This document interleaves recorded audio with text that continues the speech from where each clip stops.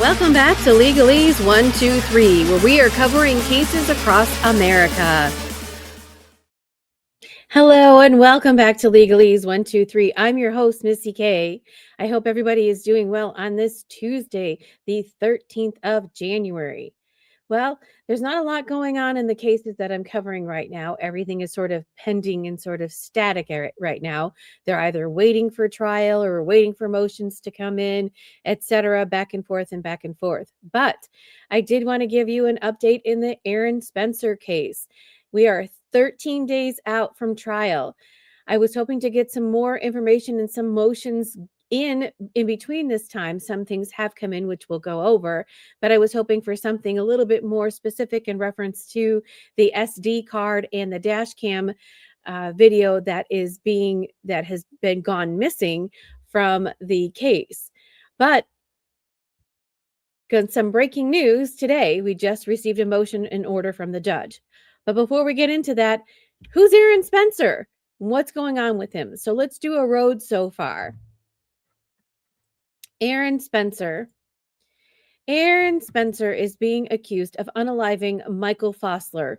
Who is Michael Fossler? Michael Fossler is a 67-year-old man who was accused of doing some horrible, horrible acts to Aaron Spencer's daughter. And I wanted to show and share this with you that here is, let's see, sorry. Let's add this. Here are the offenses that Mike Fossler was being accused of back in June of 2024.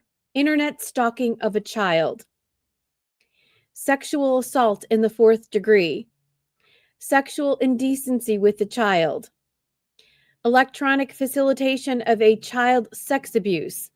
I don't know what that is. I'm going to have to find out. Pandering or possessing medium depict sexual conduct of a child. Probably, obviously, maybe some pictures or something. More pandering, more pandering, more pandering.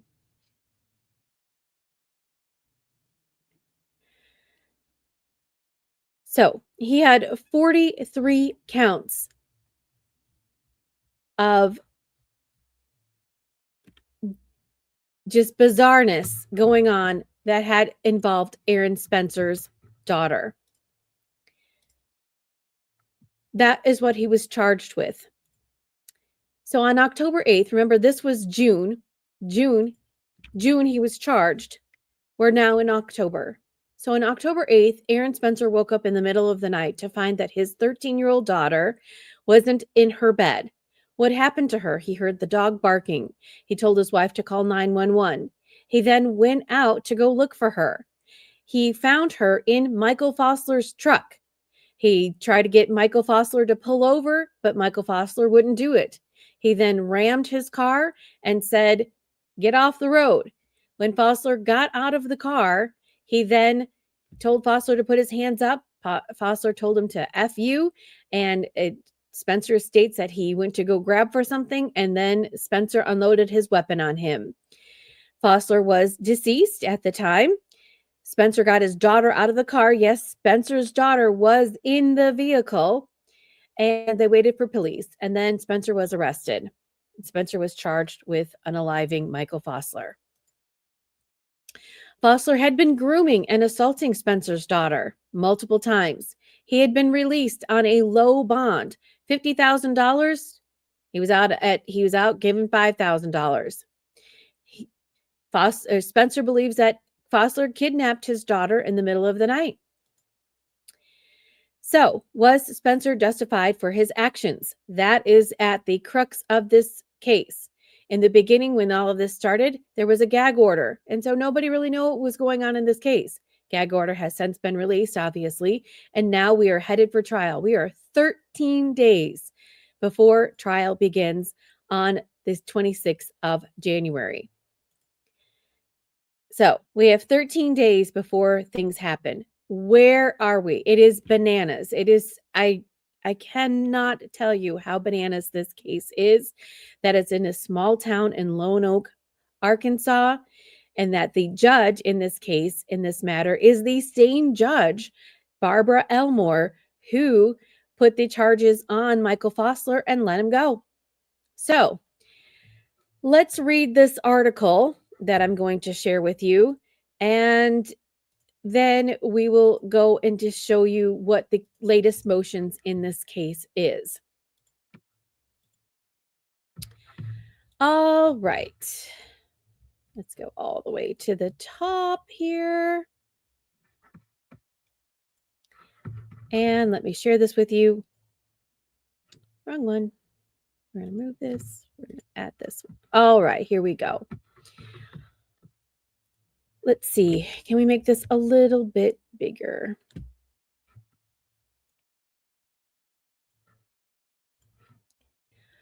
All right. Attorneys for the state misrepresented facts to make Aaron Spencer the candidate for Lonoke County Sheriff. Did I tell you that he's also running for sheriff?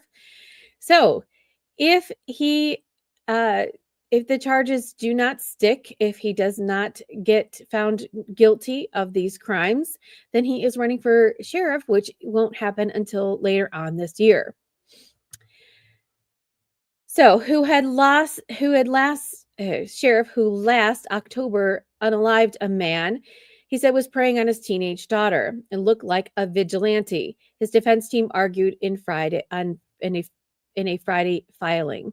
So on December 17th and 18th, they had 2 hearings to go over all of the motions in limine as to what expert witnesses were going to testify and what was going to come into trial.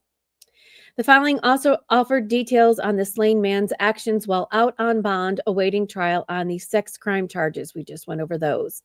The exchange of the filings, the defense's Friday filing was a reply to another one the state entered on November 7th. It is a wider argument about whether or not excluded evidence that Spencer, in July 2024, before his daughter's grape was reported to authorities, sought the address and phone number of Michael Fossler, seemed initially hesitant to involve investigators in the matter. So when the Spencers learned that this incident was happening between Fossler and his daughter, they had gone to Fossler's girlfriend to inquire about who this man was. His girlfriend then reported this information to another third party. That third party was a mandatory reporter. She then told the police. The police went to Spencer's house. There is an interview. Well, there's body cam footage of Spencer talking to the police about their options, etc. Spencer's defense team doesn't want this information to come into trial. The prosecution wants this interview to come into trial. So this is what is at stake. So it's a part of a wider argument about whether or not to exclude evidence that Spencer in July 2024, before his daughter's grape was reported to authorities, sought the address of Michael Fossler and seemed initially hesitant to involve investigators. He didn't know what was going to happen with his daughter. He just learned of the information. And so he was very leery about whether or not law enforcement was going to do the right thing. Remember, this is a news article. Spencer rammed Fossler's truck off the road and shot him to death in the early morning hours of October 8th, 2024, after spotting his daughter, then 14, in the 67-year-old man's truck in the middle of the night after finding the bedroom empty. Spencer told investigators that he had Fossler at gunpoint when he lunged at him with something in his hand. There was nothing vigilant about Spencer's action to protect his child on October 8th, 2024. He acted in response to an obvious threat of harm, his attorneys wrote in the filing. Spencer's trial on second-degree murder count is scheduled to begin on January 26th. At the time of his death, Fossler was facing the 40 charges of fourth-degree sexual assault, sexual indecency, internet stalking, and the facilitation of SA, as well as 36 counts of possessing material depicting sexual conduct. I hope that's not her pictures. Oh gosh. I didn't think about that. Okay. The prosecution's filing insists the evidence be included. Spencer's attorneys argue at best it distracts from the main issue of the trial, whether or not the killing was justified because Fossler posed an imminent threat to Spencer and his daughter.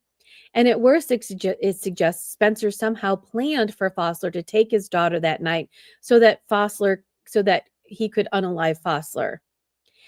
Any suggestions that those comments demonstrate an intention or plan to act months later when Fossler actually had control of the child for purposes of engaging in criminal acts is illogical, unsupported by the circumstances, and would mislead the jury, Spencer's attorneys wrote in a Friday filing. Spencer's took steps on July 2024 to learn more about Fossler's appearance, his place of residence, his vehicle after he learned of his daughter's grape because he was aware that no one was monitoring Fossler. There was a protective order, stay away order, I should say, and that the stay away order, I guess, was very generic. It did not specifically state the terms. The prosecution argued that Spencer's questioning of people who knew Fossler, which happened a few days before his July 11th arrest, and actually alerted authorities to the grape in the first place, indicated that Spencer was considering handling things himself. He did say, "What if I do this?" in his interview, but Spencer did not stalk Fossler or unalive him after trying to find more about him, the defense argues. Even July 2024, Spencer did not act upon his frustration or anger. He tried to identify Fossler's residence and his vehicle and went home. That is what his defense attorneys state. They also reject the prosecution's characterization of Spencer's first interaction with the Lonoke County deputies in their grape investigation, which the state's attorney characterizes as evidence he was opposed to law enforcement's involvement. Spencer asked the deputies at least 5 times for the name of a mandated reporter who brought the grape to the attention of the sheriff's office. Questioning his attorneys say stemmed from the fact that he believed one of the people he asked for Fossler's information lied about being required to report. In fact, that person spoke to another person about Spencer's questioning, and that third person was a mandated reporter, the prosecution's November 7th filing states. When a deputy suggests to Spencer that it's illegal to take the law into one's own hands, Spencer simply responds, "That's BS." According to the state's filing, which includes a portion of the transcript from the deputy's body camera footage that day. Spencer also told the deputy it would be weird if a father went to jail for taking actions against a person who abused his daughter. On Friday, Spencer's defense team argued that all that was irrelevant in light of the actual circumstances under which Spencer unalived Fossler and accused the prosecution of focusing on things that could have happened but never did.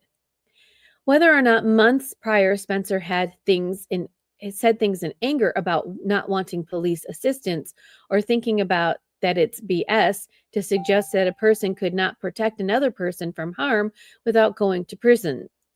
The issue for the jury is whether Fossler's actions created reasonable cause for Spencer to act in fear for his child's safety on October 8th. The defense team's filing also sheds some light on what happened between Fossler when arrested on July 11th and when Sponsler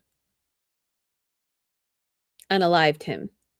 They argued that the $50,000 bond Fossler was released on was insufficient and the conditions of his release weren't strict enough. Fossler was to be not in contact with minors, but his internet usage was not restricted or monitored, they stated. And obviously, Fossler contacted Spencer's daughter, because how else did she leave the house and get into his car? Fossler was in contact with Spencer's daughter again about a month after the release off a bond, the filing states. In an email Friday, one of the Spencer's attorneys, Aaron, said that the information came from case materials and witness interviews. Neither Spencer nor his wife knew that Fossler had contacted their daughter again. They were unaware that Fossler had picked her up 3 times between his release and the night Spencer unalived him. The defense filing states 3 contacts where he's not supposed to have been contacting her.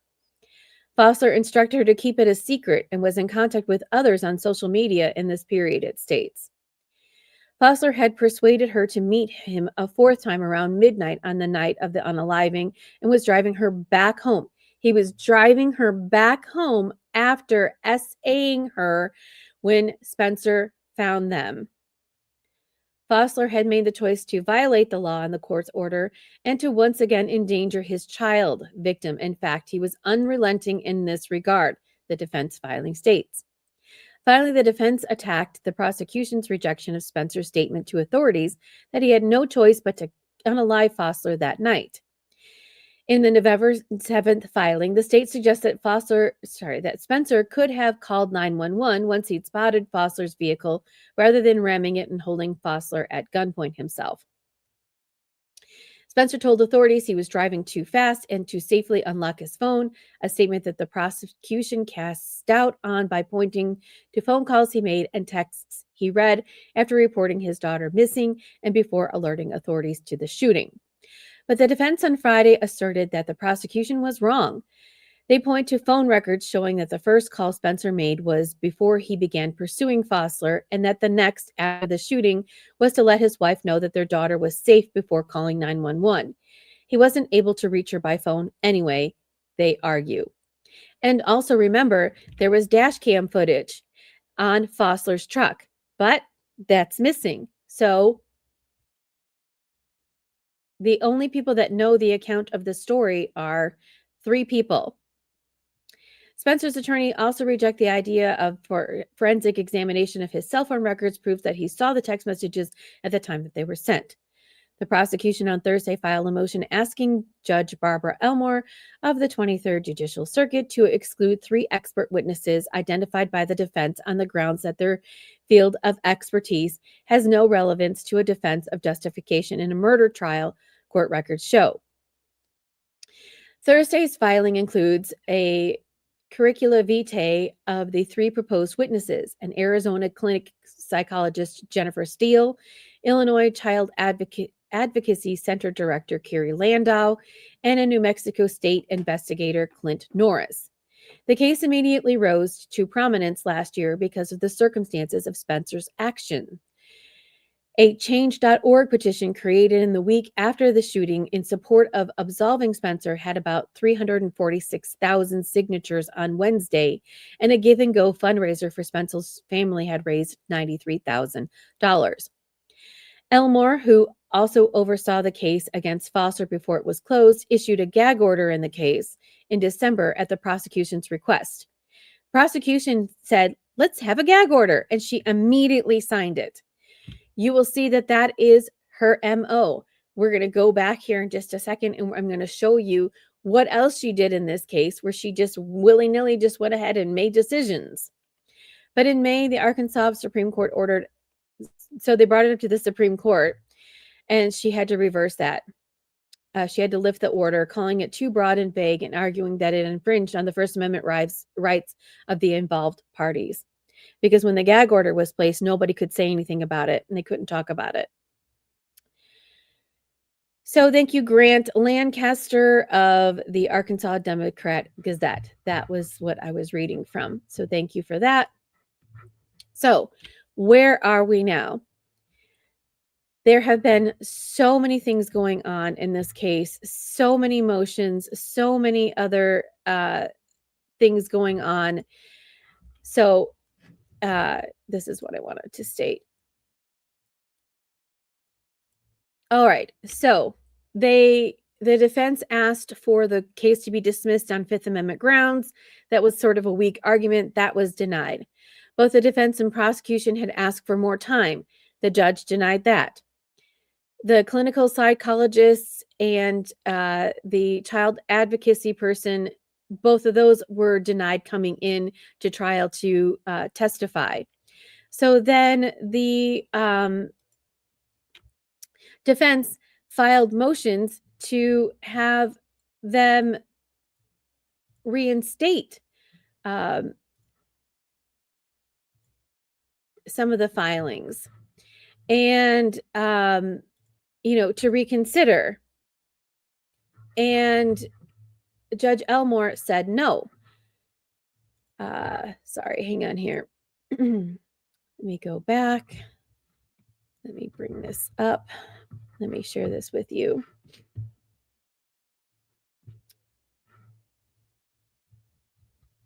Okay, that is exactly what I want. Let's see if I can bring this up.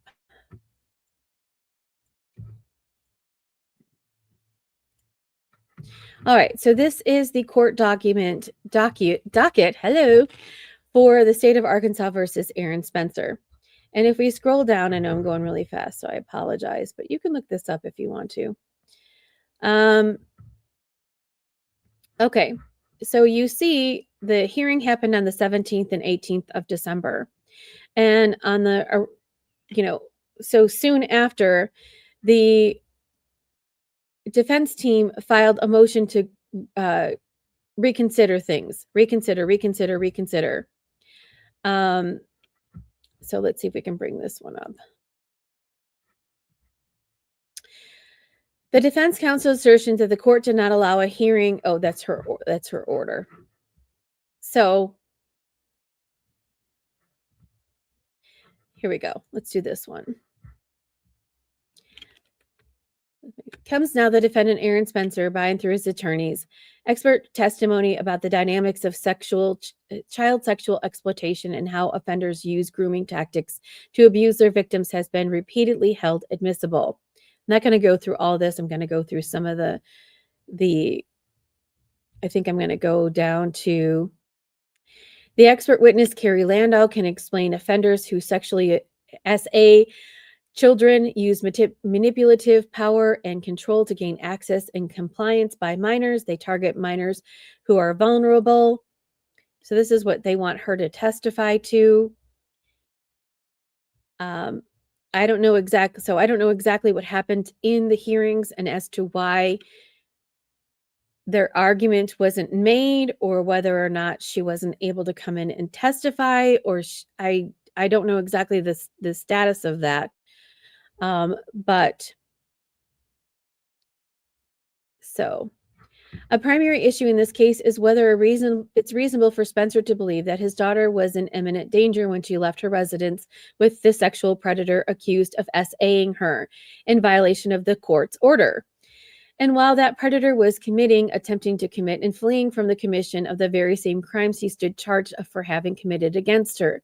The evidence is admissible to assist the jury in understanding that the evidence related to Foster's grooming and abuse of Spencer's daughter, her actions, and the actions of witnesses. Because people are going to ask, well, why did she go with him? Did she go with him willingly? The prosecution is alleging a lot of things, like that it was a consensual relationship.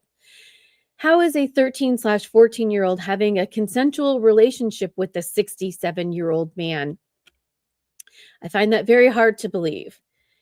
And that it's relevant to the jury to determine Spencer's mental state and that the jury's assessment. So that was filed on, I think it was like the 29th. January 5th. That was filed on January 5th. And so Judge Elmore issued an order. And her order was, on the record before the court is the defense counsel's assertion that the court did not allow a hearing or otherwise denied the defense the opportunity to present and argue the admissibility of an expert witness intended to testify regarding the dynamics of the SA. After reviewing the record, pleadings, and proceeding, the court finds that prior to the omnibus hearing conducted, both the state and the defense had multiple written motions. And during the hearing, the defense counsel affirmatively represented to the court that her proposed expert would testify the dynamics of SA and asserted that such testimony would be relevant. At no point during this hearing did defense counsel request to call the proposed expert. So this is what the judge is saying. You didn't call the expert. You didn't proffer the expert's testimony, and offer a detailed evidentiary proffer beyond counsel's general description. Now, we don't know what happened because we weren't there, so we don't know. We're just getting secondhand accounts from people who were there, to the defense team, and from the judge. So the judge is saying, hey, no, I didn't hear this information. So she says the court's handling of this expert issue was consistent with the orderly trial management and that the court's obligation to assess relevance. So that is what she ordered on that day. So then the defense files this motion in order of merits on the motion to reconsider or reverse issue for trial. Now, remember, if something happens and Spencer is found guilty of these crimes and they weren't allowed to present evidence, they need to preserve this for the court record that upon appeal, hey, the judge didn't allow this expert to come in. So they filed this motion order on merits of the motion to reconsider or reserve issue for trial. So the recent order of the defendant's motion to reconsider for Carrie Landau's testimony entered prior to expiration of the state's time to respond inaccurately suggests that the defense counsel was not prepared. See, the motions tell you everything. The motions, it's like, you lied? No, you lied. The defense counsel was not prepared to call its expert at the pretrial hearing. The record reflects that the witness stood ready to testify, so she was there on the date of the pretrial. However, the court determined that the subject matter of the testimony was irrelevant, agreeing with the state that the information about the SA abuse, including grooming, is not relevant. Okay, so remember I told you that Judge Elmore sometimes sort of makes these quick decisions, and maybe this was one of her quick decisions. For example, the gag order, quick decision, no. This expert can't testify, no. So at the pretrial hearing, the state raised, the expert was listed on the pretrial witness, prepared to testify. However, the court determined that there was no relevance. So she wasn't even able to testify. At the pretrial hearing, the state raised only an objection to the relevance of Carrie Landau's expert testimony. The court's ordered at the hearing was that the subject matter was excluded in its entirety, the court explaining that those were not the issues relevant to the trial. Oh boy. Jurors were sufficiently knowledgeable on these topics, and the defense was only trying to confuse the jury. The defendant presented to the court the nature and substance of the expert testimony and pleadings and at pretrial, and that the court excluded the testimony in toto based on its subject matter from the ruling. The defendant sought reconsideration.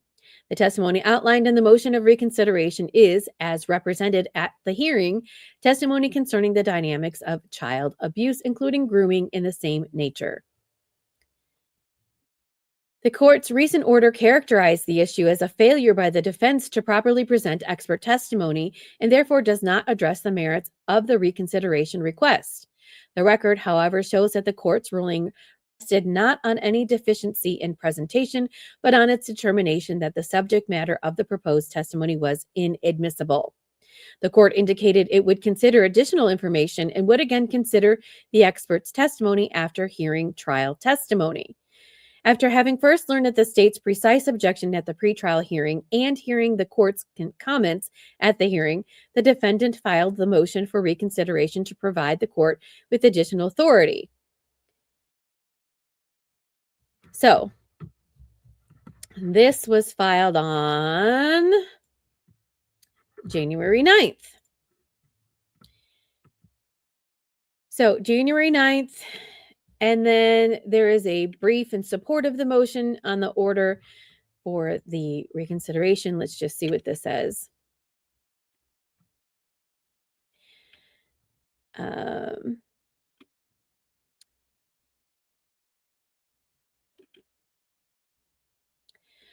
The order appears to rest on the conclusion that the defense did not seek to present live testimony. We already went over that.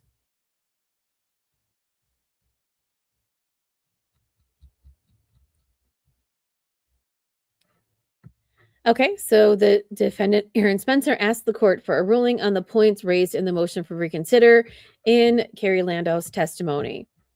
So, just yesterday, the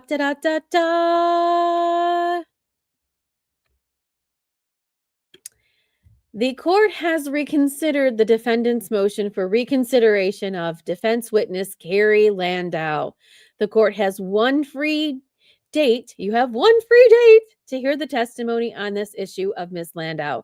The hearing is therefore scheduled for January 23rd at 10 a.m., so 10 days from now. So, What does that tell you? What does that tell you?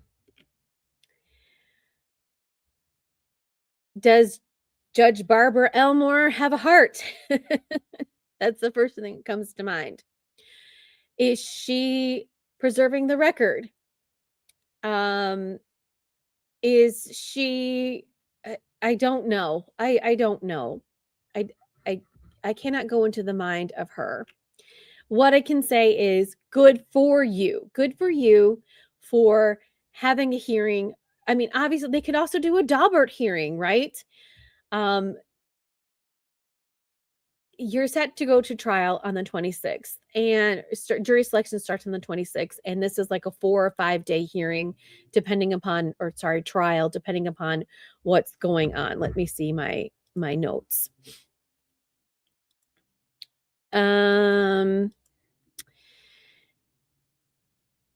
It's set to start the 26th through the 30th, so a 4-day hearing trial. It's 4-day trial.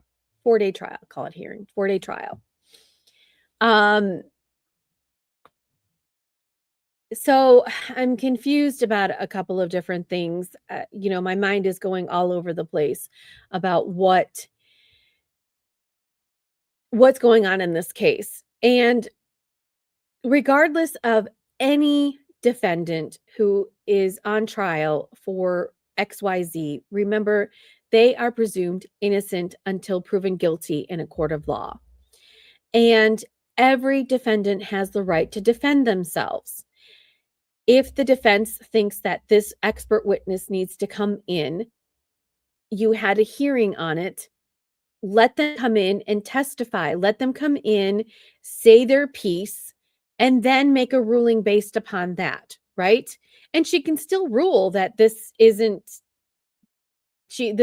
witness isn't needed, right? That the jury, can understand this information and this person doesn't need to come in and testify to that. She can state that. But it's better for the experts to come in so that the defense has their case instead of, oh, she didn't allow this, and so therefore it comes back on appeal, and then it comes back to you, Judge Elmore. It comes back to you.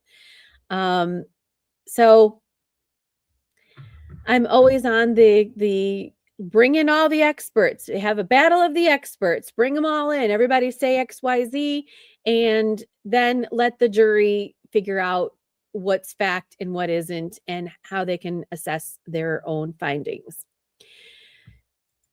So that is where we are currently with the oh, someone's texting me. Put that on. I thought that was on mute. Sorry. So just yesterday there's that order of reconsideration. Now, I have on here in reference to the I was hoping to get more information about what's the ruling on the SD card and the dash cam video. And I wonder if that expert that they talked about, I forget his name. So the defense is going to have an expert come in. It was in that article. I got rid of it. There's going to be an expert from some law enforcement that's going to come in, and he's going to be able to, let me see if this is it. No, that's the other order.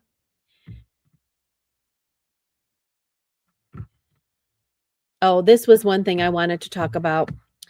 Let me add this. Let me remove this. Let me add this. Okay. So one of the things that they wanted, Barbara Elmore had a motion. Oh, this was the order denying the reconsideration of the opinion and the reputation of the deceased. They wanted Michael Fossler's prior behavior in his he lived in Indiana, so they wanted that to come in, and they also wanted some other information about him in Lone Oak to come in, and the judge said no, no, like prior bad acts of Fossler can come in, which is sad. So I don't know how the defense is going to go around it. Let me see this one.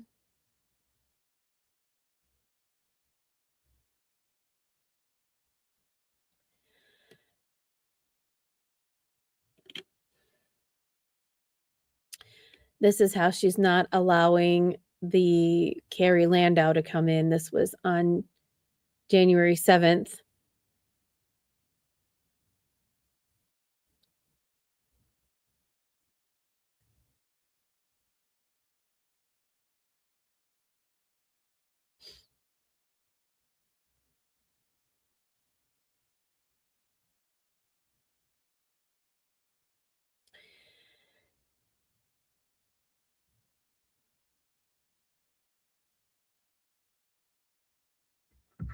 That's her ruling on